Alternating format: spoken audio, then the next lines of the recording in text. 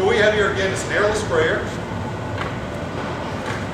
The pickup drops into your 5-gallon pail. The power's on already. And what we'll do is we'll be spraying the sealant out of the gun here. But before I do that, if you will notice, we've got the gun coming out of the top of the manifold.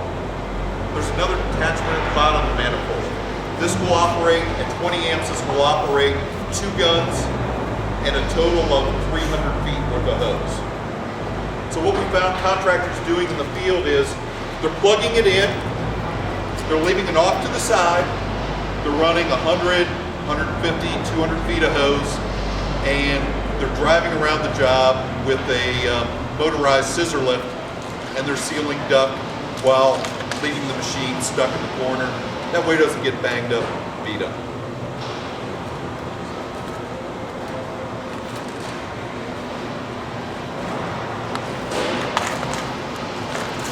So what you all came here to see. Now when I spray this, some of you may think, hey, that's not enough sealer. Hey, that's not enough sealer. The band is too wide. The band is too thin. That's all adjustable and it's all variable. So it depends on how fast I move my hand, how far away I am from the duct, my pressure setting, and my spray tip. So it's all variable, and it's all a matter of how comfortable you are, how good you are, and how good you get as you use this. So what I have here is a 221 tip. The 2 is the fan pattern. The 21 tells me how much volume. If I go with a 217 spray tip, I'm going to put on about 30% less material. If I go to a 225 spray tip, I'm going to put on about 20% more material. And it's a matter of what you're comfortable doing. So here's my 221 tip.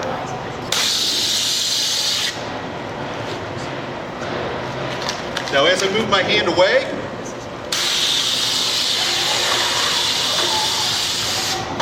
I'll get a wider spray pattern. If I move it in and move slow, I'll get more on in a narrower band or faster. And again, as you see that, if you say, hey, that's not enough sealer, you go with a wider tip or you move your hand slower. And the best way to lose a customer with duct sealer of any type is to have duct sealer drop on the head of your installer. It's nothing worse than getting glue in your hair.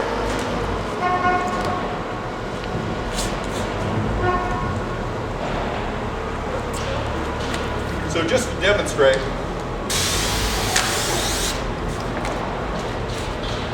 you'll notice that that isn't dripping, that isn't running.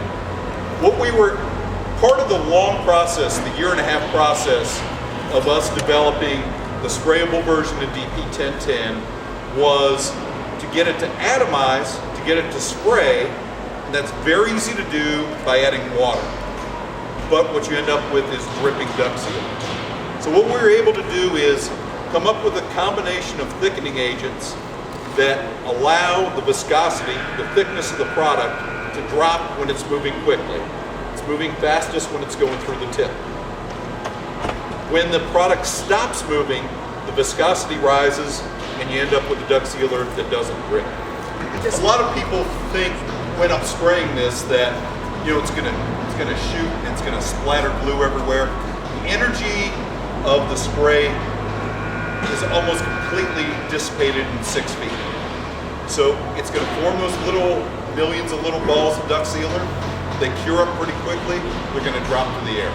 So it's not like duct liner adhesive where you're going to have this mist and you've got a 10-foot radius of everything around your table where you're sealing that's covered in glue.